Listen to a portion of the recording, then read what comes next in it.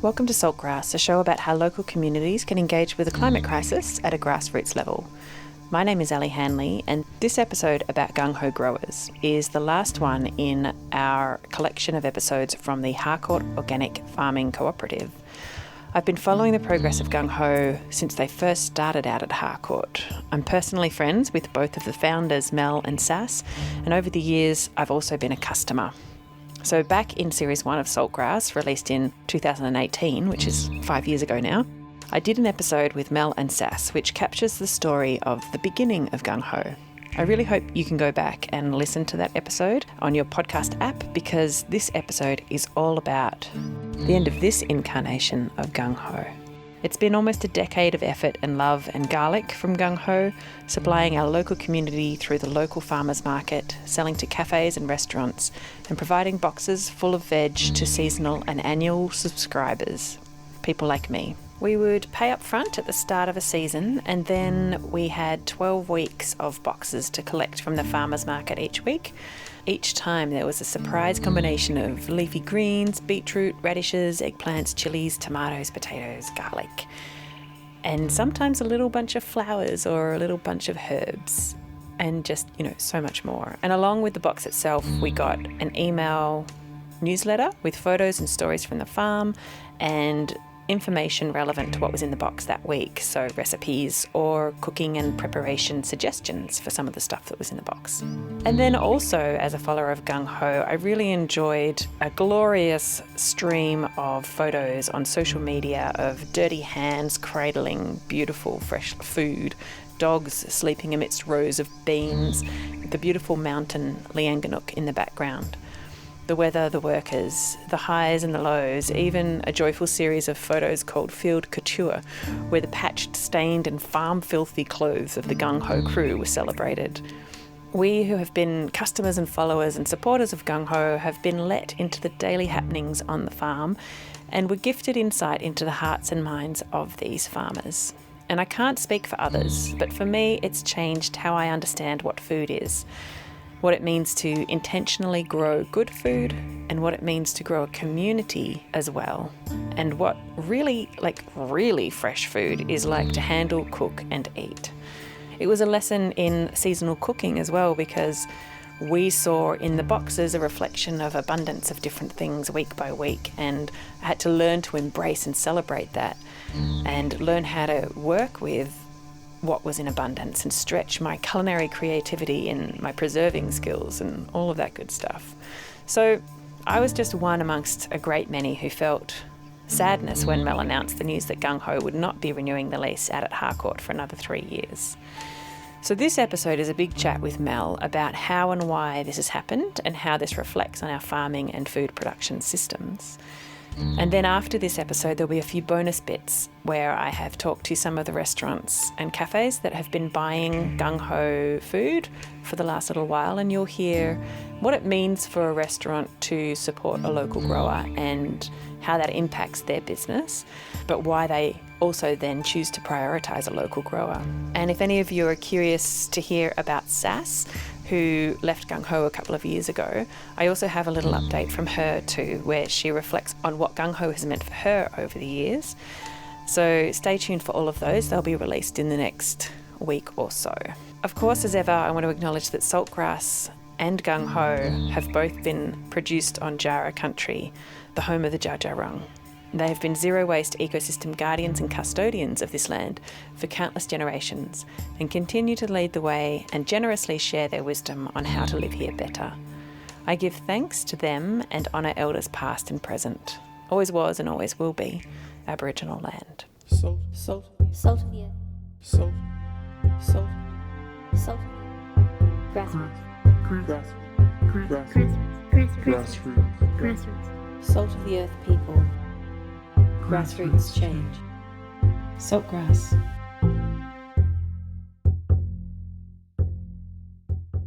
Listen to all episodes of Saltgrass on your podcast app or at saltgrasspodcast.com. So I first went and visited all of the farms out at Harcourt Farming Cooperative late last year, which is spring of 2022.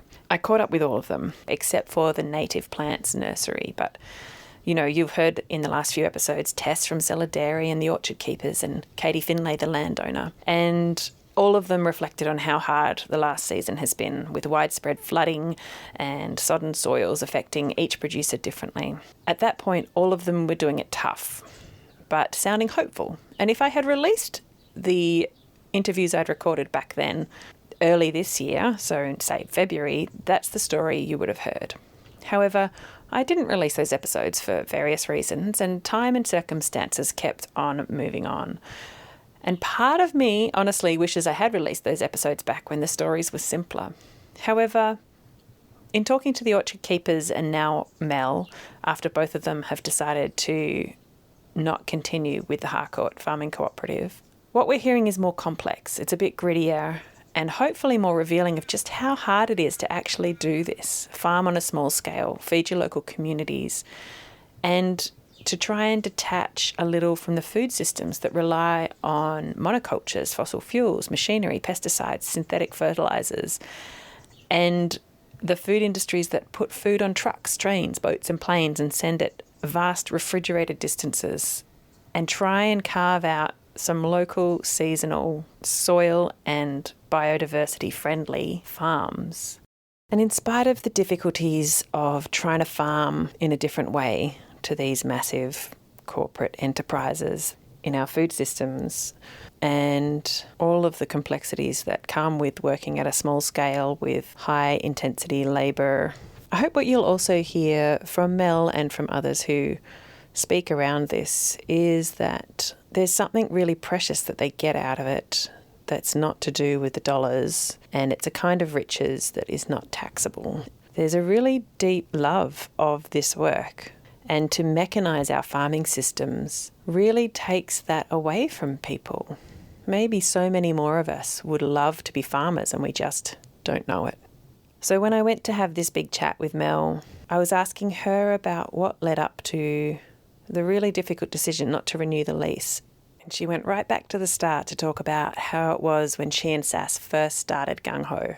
We were so excited. We just wanted to grow. Being able to have land was amazing. Being able to go into this agreement with Katie and Hugh, which was new for all of us and a new thing, was courageous and beautiful and so exciting. We put $200 each into the business. That was our capital, $400. Isn't that amazing? It's kind of crazy when I That's think tiny. about it now. But we saved for that $200. Yeah. Totally. Yeah, and then, so that was the first year, and then the second year we did a big crowdfunder, and that was way more supported than we could ever have wildly thought or dreamed. And that enabled us to buy some tools, some compost. So it's always been bootstrapping the whole way. So to get to a point where we could go, okay, we're going to have 2 employees, 2 interns, we're going to pay ourselves, we're going to pay them. It felt like a big step, but we were so ready. You know, it's a leap of faith, but also a leap of hope. Oh, emotional. And a leap of, hey, we've put a lot of groundwork to get here. Yeah, that's right. And that patch of land that we're currently mainly now on, peaches and cream, we knew that with the 2 of us and maybe one person half a day a week harvesting, we needed more labour in order to make that. And we could see that feels like it's possible kind of thing. And we'd just signed on 2 interns, and they were both on Centrelink, so they could get a TAFE subsidy as well as getting a minimal wage from Gung Hoe each week. So their pay was the TAFE subsidy, Centrelink, and what Gung Hoe could give. They were getting $200 a week, and I think we were getting $300 a week each. So that was kind of the financial context, and that was a pretty big step for us. When you first started, you guys barely had a wage at all from this place. Oh, we didn't for years. Yeah, the most we've ever paid ourselves was $300 a week, and that was at that point in time. So that would have been 6 years. But we both worked off-farm jobs to buffer that. But it's always then this interesting thing of, well, we need to put time into the farm, but I need to put time into my off-farm job because that's what's giving me the money, so then I could, you can live. So we can, unfortunately, put petrol in the car and get here, that kind of thing. And pay rent and buy food that you can't grow and all the stuff. Yeah, buy carrots and avocados. So that was winter 3 years ago, and then the pandemic did hit. So Sass gave notice before the pandemic. She had just come to a point where she decided she didn't want to farm with Gung Hoe anymore, and so we had started a process of what that would look like. So that changed things a lot, because we had set everything up in order to be 4 of us with a certain amount of outgoings, let's say, per week. And we had our first 12 months of boxes sign up and go, yeah, we're in.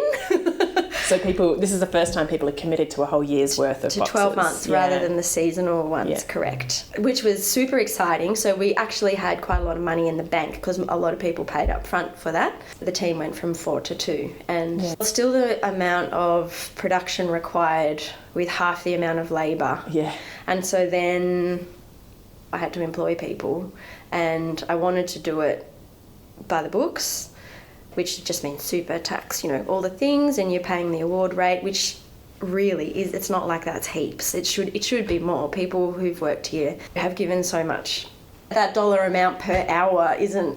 Their worth to you seemed a lot more. Yes, thank you. Yeah. What am I trying to say? And, what they invested and committed, and it's not just about money, it's a whole investment. So we're in summer now, pandemic, and I haven't really done this before, not really known how to bring people in. We're still going through the process of getting a bookkeeper, changing accounting software. All this sounds banal, but it's so time consuming. And I'm not that at all. And so I was still paying people cash at this point in summer. So Ruby, our old intern, came back. Yeah. She was working with us, and then a local friend, Kat, was coming in, but I could only offer a certain amount of hours at that point. And we've still got a tractor debt, and I'm still paying rent, invest back in seeds, seedlings, infrastructure, packaging, fuel for tractors, tools that break, compost. Yeah, so that was the situation. So Ruby came back for a while, but she then decided that she needed to go up to North Queensland, and Kat needed more work. So that was the first round. Then we went through the full wave of, all right, everybody's got to go on the books. I'm on a different accounting software. I'm doing the invoices. I'm doing all that stuff. I can see it now. I can see more what it looks like. And so then Claudia was still here, still amazing. And Will, who had been volunteering with us from the start of COVID. So that was that whole team and time. And yeah, we all built Peaches and Cream. Yeah, that was that time. Yeah, it was really special. Yeah. Definitely a time. It was a really important thing to understand how there's chapters in everyone's lives, and you can come together for a certain chapter, and other people have different chapters in their lives that they go on to, even if you're still in there. And then everyone had winter holidays, and we came back and we did a big reconfiguration of basically how many hours, how many people, what we wanted, what our aim to produce was, and brought on Quince, who started doing seeds. And so yeah, we were a little team, and we had beautiful team days of dreaming of what we all wanted to give to the season, what we were hoping to get back from it, how we wanted it to, visioning, I guess. So what Mel's talking about is around about the time that I went to the farm last year and interviewed Mel and her team. And I'm going to share a little bit of that with you so that you can get a sense of the people who were working with Mel back then.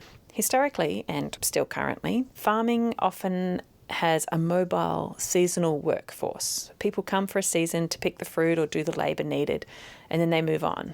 They're not very invested in the farm as such, or the values and principles of the place.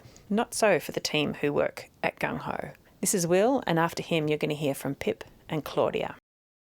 I came out here pretty much at the start of COVID. It was epic. I started as a volunteer coming out here. One day a week there was probably like a crew of like 13 or 14 of us that came out, which provided us with this epic community in amongst a time that felt pretty isolating and hardcore. And so yeah, nearly 3 years now, which actually blows my mind. It doesn't feel like that at all. And how did you transition from volunteer to employee? I guess this space was going through a bit of a transition. So in that transition there was people that were moving out and not really anyone that was moving in. And so I started as an employee just coming into summer. And so there was a lot that needed doing without the same number of hands to do it. And so I just started working here kind of 1 to 2 days a week with Mel, just as like we need hands, you've got 2 of them, and Please use them. please use them. Yeah, totally. So it's probably like a good year and a half of just like coming out and volunteering, and then that transition into employment, which is funny because it's weird going from a volunteer to an employee. I think I just became a bit more conscious to how I was spending time here, or what the time here looked like. In the beginning, when we were all volunteering, because there were so many of us, we were getting lots done, but there was also lots of time where we were just kind of sitting in context, much like we are now, kind of grabbing things out of the ground, but just getting to know each other and kind of growing that sense of embodied community between us, which I am so incredibly grateful for. But I think then when I started to work here, I was like, oh, okay, cool, I'm working. Step it up. There's a standard or an intention that felt to shift a little bit. I feel a really deep, indebted relationship to this place and the people that are lucky enough to live and work upon it. Been fortunate enough to witness people doing this kind of farming that I find so incredibly inspiring, but also I find it challenging when I feel like they're not fully supported by the structures around us to do it. And that is one thing that has made me feel less keen on wanting to do farming as a full-on thing.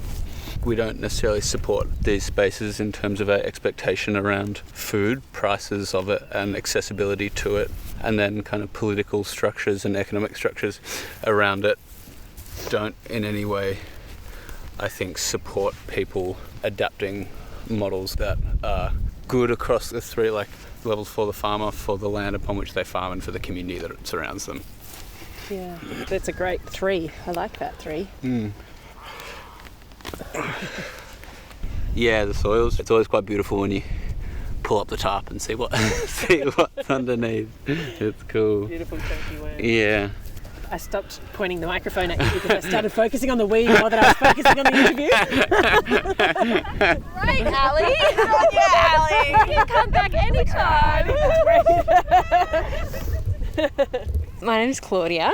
I came on as an intern in September 2021, and that internship ran through till June, and then I've started back in September as an employee. How was the internship? It was pretty incredible. It was a pretty crazy time because Mel and Sass parted ways during that time, so the business looks very different now to what it did when I started.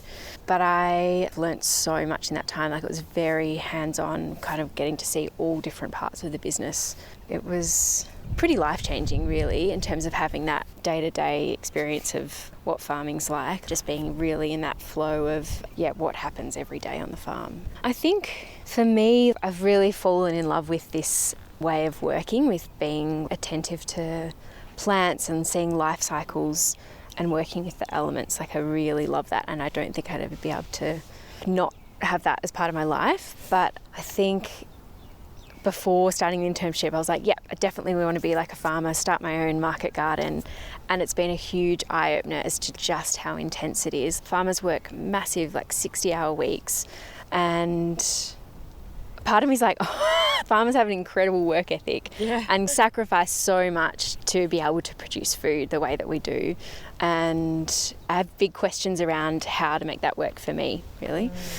I guess this is a particular model of how to farm. And absolutely. There are lots of other ways you could do it with big tractors and lots of pesticides. How do you feel about this method of farming? Yeah, it's very labour intensive as opposed to machine intensive. In many respects, I think it is, I don't want to say it's the way forward because I think there's many ways forward in terms of how we grow our food, but I do wholeheartedly believe in this method of having hands in the soil rather than machines. And how Gung Hoe does things, I think, is so important for seed sovereignty and how we save seed and have seeds that are resilient to the climate and that we have ownership over, not even ownership, but it's not a big corporation that's owning the seeds. We're growing everything else ourselves and saving seed. And in that respect, I think with the changing climate, that is going to be so important to have seeds that are adapted to this area.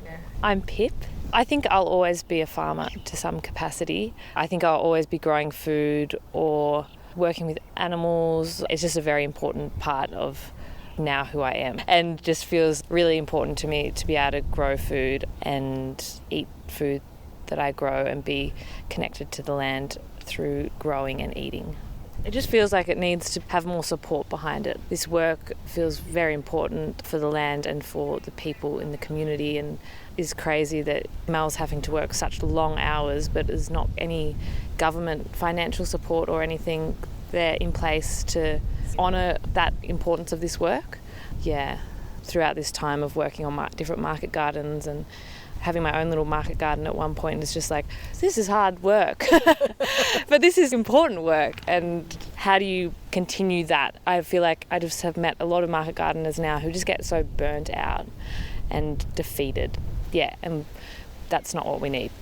So how do we help people do this stuff and help them still stay well in Yeah, themselves? yeah, and have a life outside of farming, nurture those other parts of their lives as well. In the early days of the internship, going, this is crazy that a small handful of us are growing food for so many people, and wouldn't it be amazing if there was more investment in people actually being involved in growing their food? Yeah. And it's not like everyone can do that, but certainly to have more involvement. It's just that many hands make light work. I think there's more to be explored in that, of more community involvement. I actually really love that idea, because before I was chatting to Will as he was weeding, and I couldn't help but like weed as I was talking to him, and the microphone kept on drifting because I was concentrating on the weeds. Oh, it's the best way to hang out, like weeding and chatting, and I feel like I have the best chats here because when you're working and doing something at the same time, it's just so good, and you're outside and you're feeling energized, and So I find it's really important also because of not just necessarily Gung Hoe, but the whole co-op kind of setup. And in the scheme of things, quite a small piece of land, and there's just so much going on here, and such a hub of energy and activity, and people really believing in what they're doing and not doing it for money, doing it because they believe in it. And you can just feel that. It feels so good to be here. Different things going on, enthusiasm and talk, farm and chats. And it just is like an example of how things could be, and if people are willing to open up to these ideas of shared land and multiple enterprises on land, and I think there's a lot of potential there in this kind of model expanding to different places and different farms. I've just been reflecting on, I guess, with the recent floods that have happened here and how different growers have been affected. Some growers towards Trentham can't even get onto their paddocks, and there's a market gardener at Metcalfe who's been totally flattened out. And in some respects, small growers are more kind of vulnerable to the impacts of climate change, but in many ways are more resilient as well, or rather that we actually need lots of small growers to keep feeding the community when one grower's not having a great year, that there's another grower nearby, even though we're in the same area, actually operating in a very different context. Like, you see huge variations in how people are affected even within a small area. And so I think, just having like small scale operations actually makes the community more food secure. We were just saying, like, how do we see ourselves moving forward in the growing world? And it keeps coming back, for me, it has to be quite small scale, manageable and community based, which is almost like going back to kind of peasant ways of being. We need people. Like, people want each other. To be like, just for the sense of community and feel like we're in this together, not just one person out there by themselves trying to make their individual life. I do feel like things are changing in that regards. Like, people are wanting and seeing the value in community and the different knowledge that different people can bring.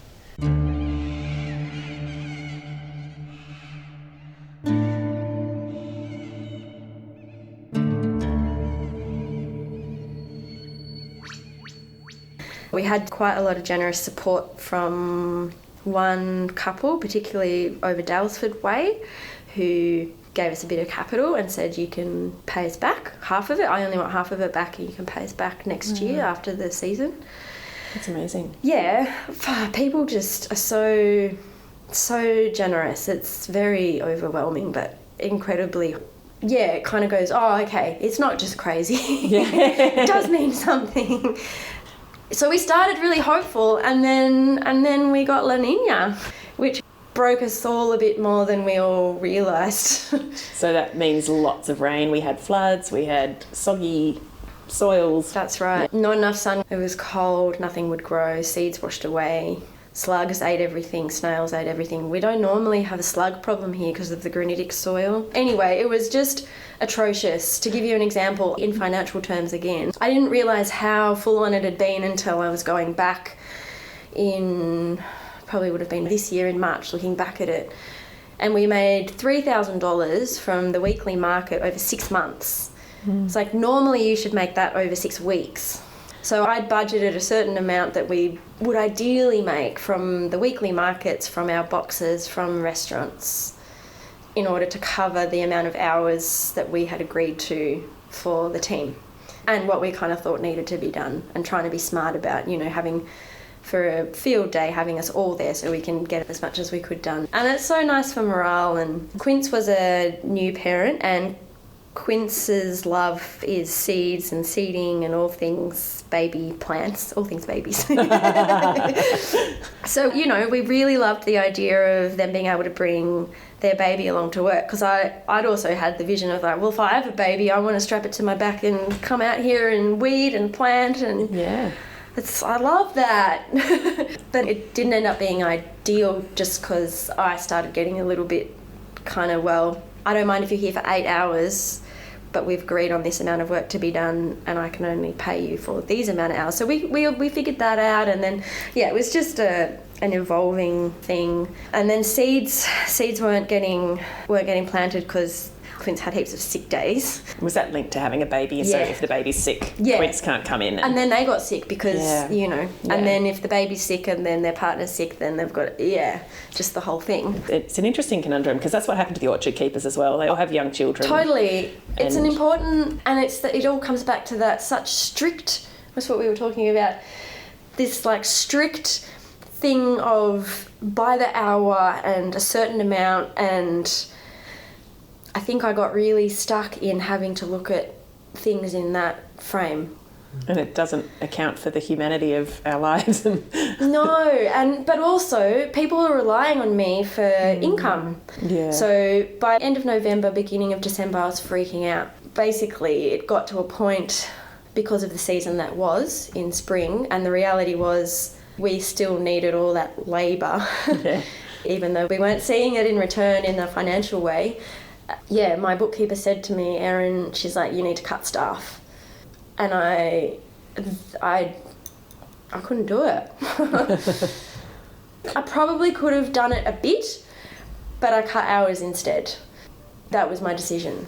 And in hindsight, looking at it, it was at that point that we either needed to totally reconfigure how we were doing stuff and make it probably more of a profit share investment rather than a employer-employee. Because then we never made it back, really. We never made it because we couldn't. How could we? And so when you went to the markets on the Wednesday, the farmers market, did you just sell out of stuff because you actually didn't have enough produce to keep the stall replenished, or you weren't able to offer as many boxes for the seasonal boxes because you could see what was happening? We didn't have the produce on the table, and I would preference restaurants and boxes to market. So coming off the back of that season, Will was always going to go back to Melbourne. Pip is a traveller at heart. And Claude, she might say it in different words, but when she spoke to me about it, she just said, I'm not taken by the work anymore. She had gone from, we were working together 4 or 5 days a week, 10, 12 hours a day, doing all the planning, doing everything. I kind of, what do you think? So she was actively engaged in all the decision making and all that stuff. To then 2 days, one day of harvest, 1 day of field work. It's a different connection. So the whole team was gone in April, May. That happened over 2 months.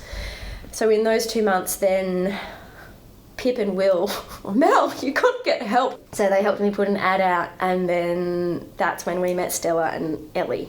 Right. So Pip and Will worked with Stella and Ellie, and that crossover happened as I knew we were getting up to talking about the lease, because it's been 3 years, and so we were coming up to the point where you have to say yay or nay to sign in for the next 3 years.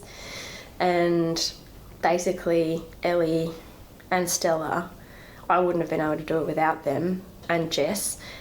We went through the entire business, every single crop, the cost of production for every single crop, including how much seed, how long it takes you to plant that seed, how long it takes to grow, how long it takes to harvest. Yeah, it took us months. Every night that I wasn't doing something here, I was working with them on a computer Excel bloody thing. It felt like years. Yeah, so we did that, and where we got to with that was we would have had to do a whole nother reconfiguration of the business. It would have had to have been a profit share. We worked well together. We were all quite invested in making it work. And, you know, you'll see this model turning up more and more, which is why we need more of us, because if there's only a few people doing this, it doesn't really work for the food security and local. But basically, growing less crops, doing it way better, and trying to sell probably to a few more restaurants, branching out a bit more, but also selling to more retail. So grocery shops, like fresh fruit and veg shops. Yeah. Basically, the more local food you can put into there, I think the more people will buy it rather than a weekly market, unfortunately. Even though I'm one of the founding members and pushers for the weekly market, as a grower, I need to know that the food that, if you're looking at this in a financial way, you need to know that you've sold it. I love the idea of a farmer's market, but Wednesdays just never ever worked out for me. I work elsewhere. I never got there in time. If I did make it before the market closed, most of the stuff was gone. And so it wasn't really worth it for me to just do that. Yeah. And I can see your point also as a grower that you need a bit more security, because markets fluctuate so much. You get a rainy day, you're standing there cold and miserable, and you don't get many customers. Yeah, I don't blame them. Yeah, exactly. Also when it's really, really hot. Yeah, exactly. But but in order for it to work out financially for you to sell to retail, per item you're cutting your profit, so you need to be able to sell more. So yeah, we were going to do retail, restaurants and collaborative boxes. So working more with growers, so the other growers that are at the Wednesday markets, and go, okay, cool, what produce will you grow for boxes? We will grow these. And of course, you know, some of it works, some of it doesn't, but then you're getting... As a box recipient, I always loved it when you included berries from a neighbouring farm or flour from flowers. And then that also allows you as a grower to really get good at doing one thing instead of trying to grow 20 things. Exactly. And I think through that process, and probably just being here on my own for the last couple of years, well, not on my own, but you were this sole business owner, so it was on you. It's going, okay. I've learned a lot. Like, we grow way too many crops, too many. You can never look after that many that well. You know, it's kind of like we went from a small productive backyard and tried to make it heaps bigger, and I think we could have still kept a lot of our diversity for plants, animals, birds, bees, all those things, still have a diverse range of produce, but cut down by half at least, probably. Yeah. So it came down to not having any capital, came down to not having the energy to reconfigure again. So you personally were just feeling exhausted by even the prospect of it? Emotionally, physically.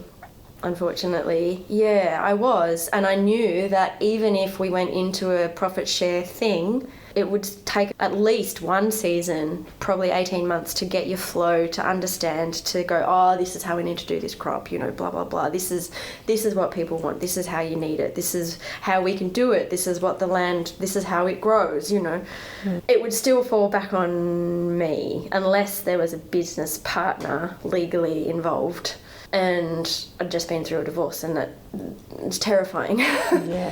So but we would just change the whole business reconfiguration again. And Katie and Hugh don't know what they're doing after 3 years. They don't know what they're doing with the co-op. So by the time Katie and Hugh make the decision about whether or not to keep the co-op alive or to sell the farm, yes, you might have only just found your feet again and then find yourself uprooted again. Well, and who knows? But I just didn't have the energy to look for capital and to reconfigure to take that risk.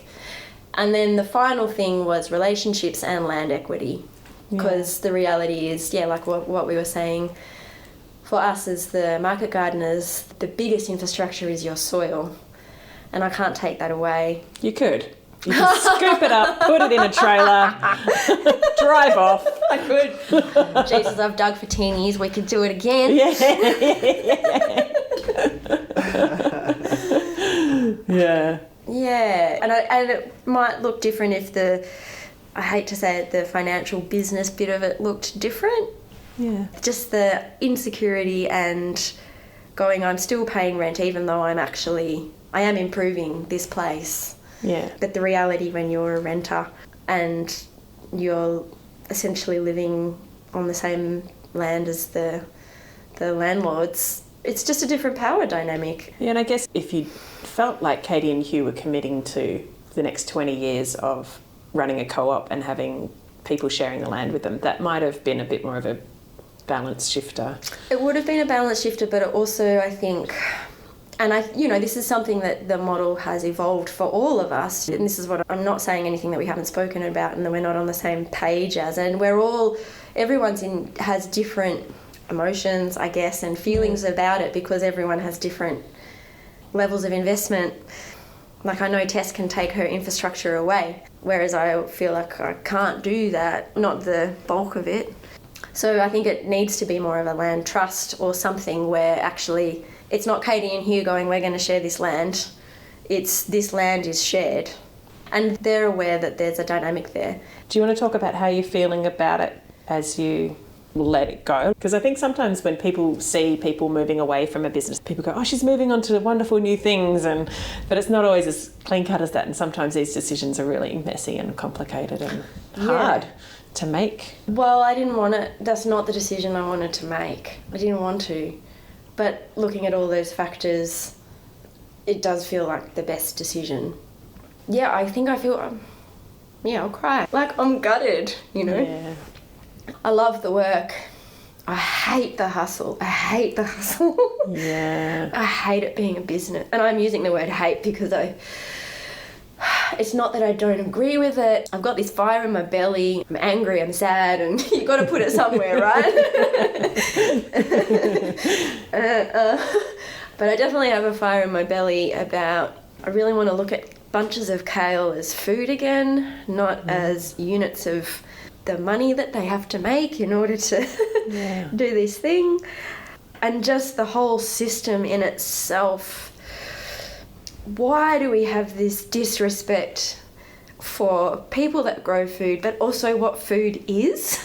The whole cycle is, and I'm not using this word lightly, I'm using it powerfully, like it's magical. Without it, we can't survive. And when Gung Hoe, as we're winding down, there's only one other grower that I know of, if he continues the next season, that's in our shire. That's not enough. That's not good enough. That's not good enough. The weekly market is from everyone, Dalesford, Trentham way, because they've got volcanic soil, water. No, also because they're good growers. That's not what I mean. But, I understand why it's hard to grow here. Yeah. But that's all the more reason we need to make an effort and come together. And I don't know how it can work in the current financial framework, but it can't kill the people who are trying to do it at the same time.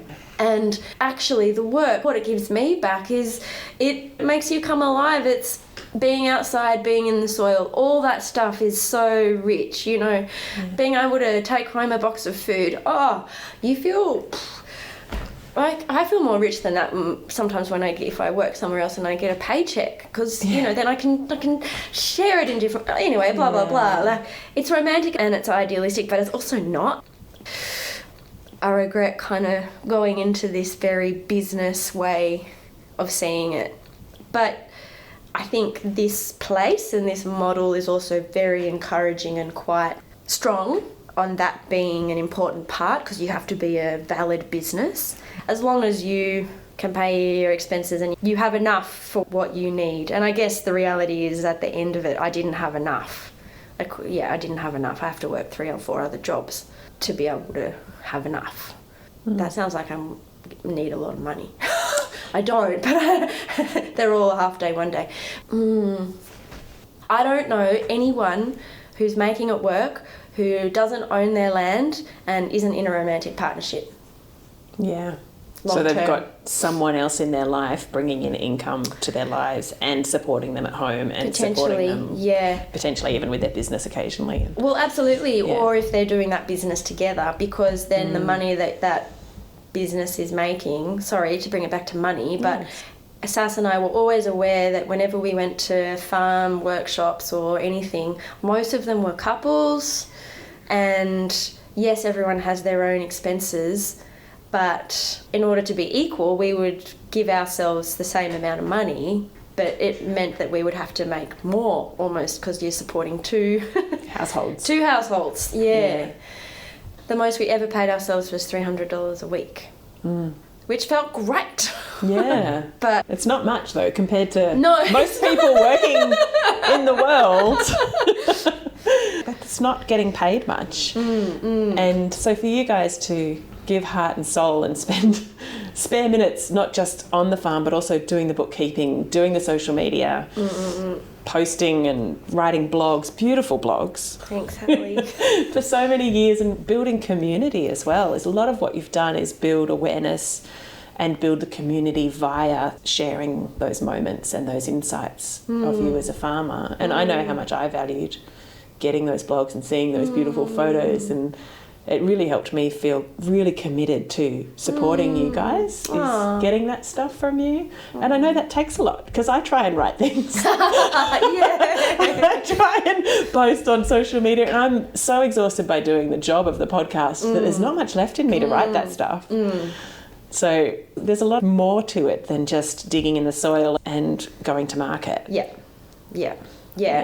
feel like the growing the food is probably only a third of it. Yeah. Do you want to talk about that intentionality of doing all of that outreach stuff? It was always so heartfelt. I really felt that every time from both of you, thanks, that it was Ellie. really heartfelt. Yeah. I think we felt, and I still feel lucky, maybe not the right word, that I've been able to do this for so long. And it has always been heartfelt, because the joys or the heartbreaks, they're all real. And I think the connection has always wanted to be, it's not our space. This is a space where we can learn from each other, where we can teach, where people can just come and be under Lianganuk and be in the soil and listen to the birds and visit the cows, or but just to kind of to have the space to be able to bring people in has always felt so important, because part of that connection, whether it be the words or coming out or just even looking on social media stuff, is the reality of where does food come from and who's growing it and how is it getting grown. And that's always been the thing of going, if more people know that and are connected to that, then our little community surely will be better off, because we're more involved with each other with somehow to do with those things.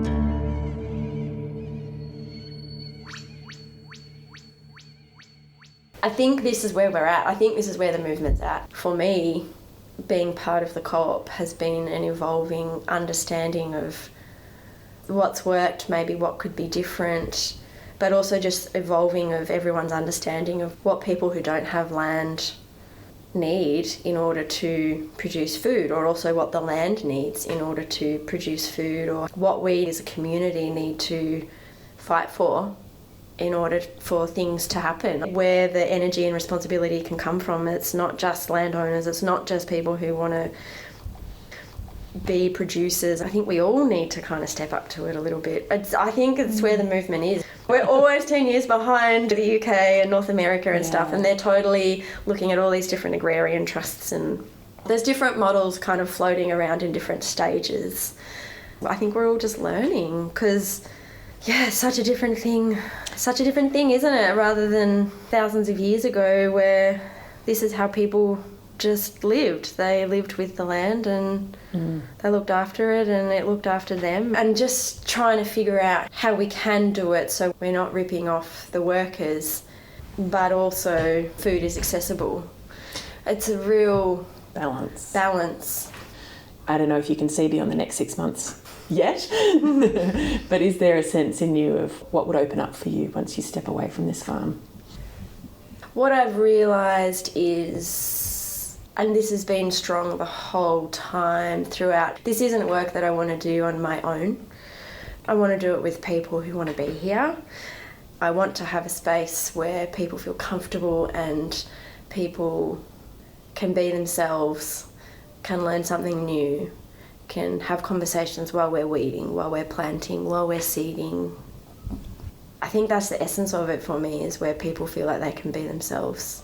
But that's not just about them, that's also about me, because I want to be in places where I can be that too.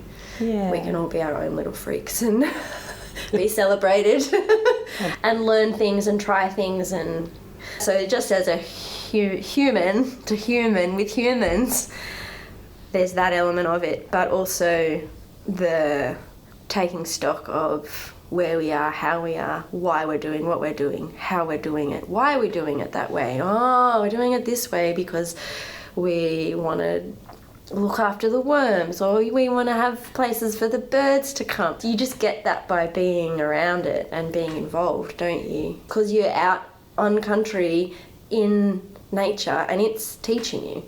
And then the final bit of that is, I think one of the reasons I was sad to see lots of the Gung Hoe crew leave was because I didn't want them to go. I didn't want them to go, but I guess what we learnt together was a lot about how to grow food.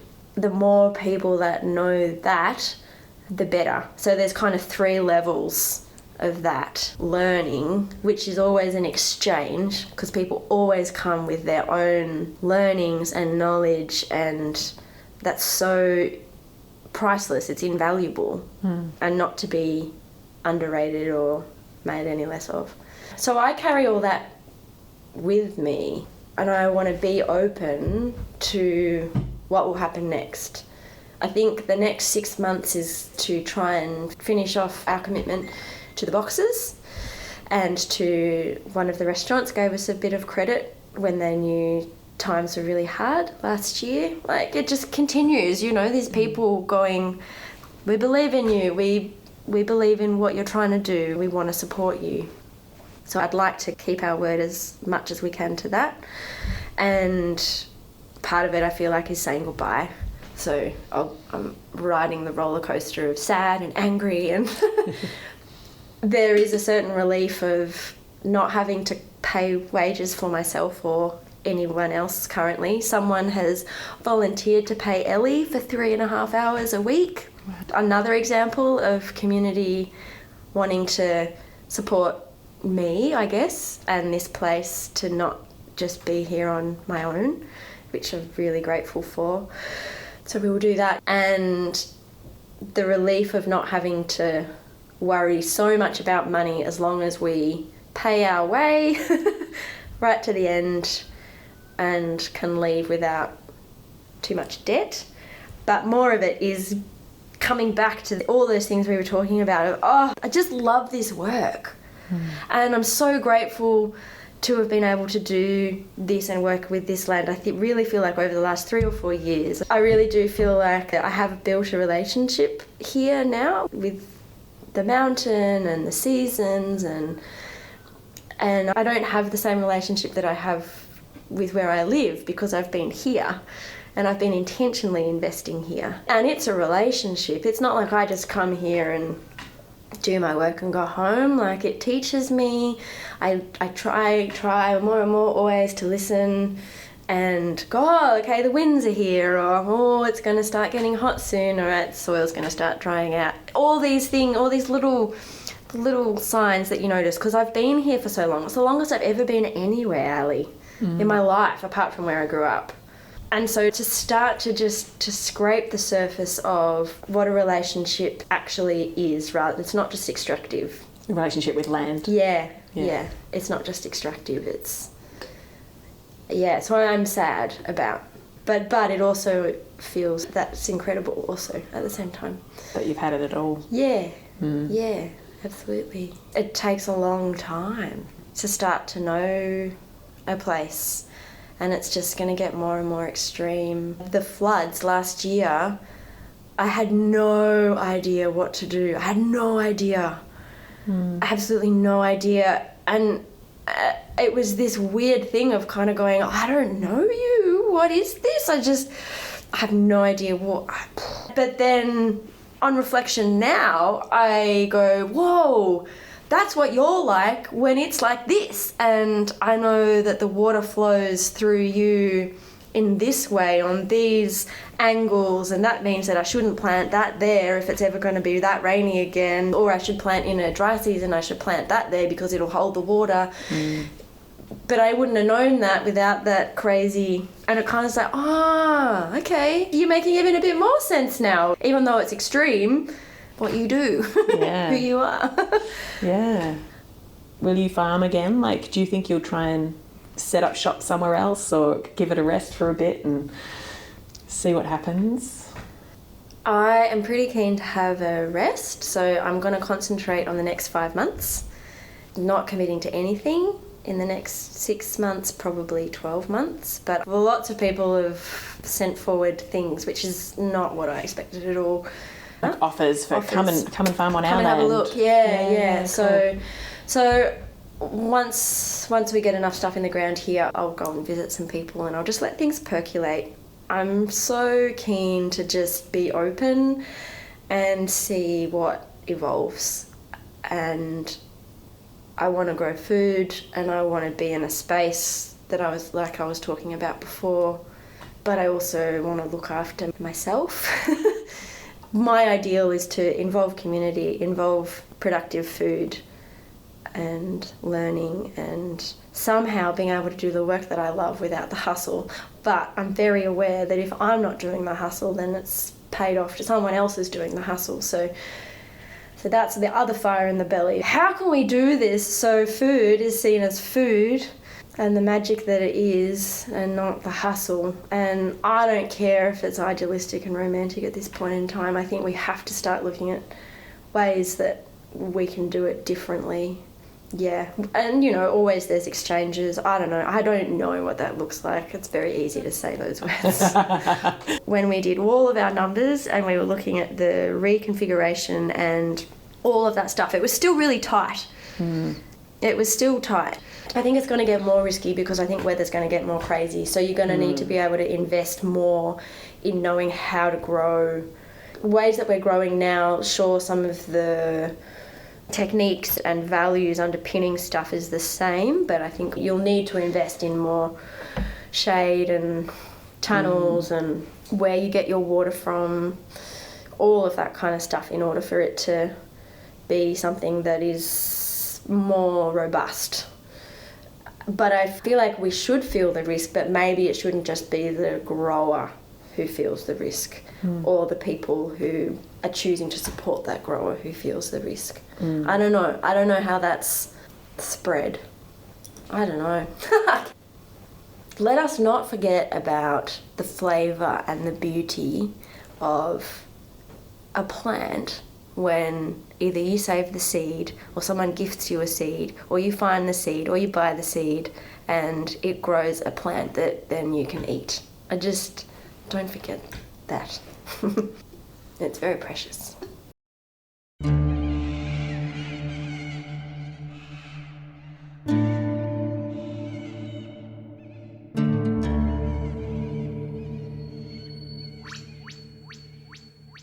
So that was Mel from the Gung Hoe growers talking about the decision to wind down its current form at Harcourt. But Mel tells me that it may yet reappear somewhere else in the future. Don't forget that there will be a few bonus bits and pieces after this episode is released where you'll hear from some of the long-term supporters of Gung Hoe, the chefs and cafes that have been buyers from them, and also from Sass, who was one of the co-founders of Gung Hoe and left a couple of years ago. She reflects on what Gung Hoe has meant to her over the years as well. Links and notes about the show are on the episode page on the website. Don't forget to get your Saltgrass ethical t-shirts, hoodies and more. This program was made possible with support from Main FM and the Community Broadcasting Foundation. Find out more at cbf.org.au. My name is Ali Hanley. Thanks for listening. Salt of the earth. Salt.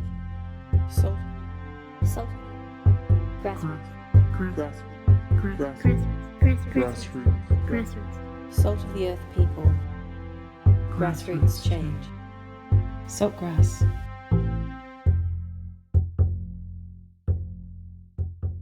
Listen to all episodes of Saltgrass on your podcast app or at saltgrasspodcast.com.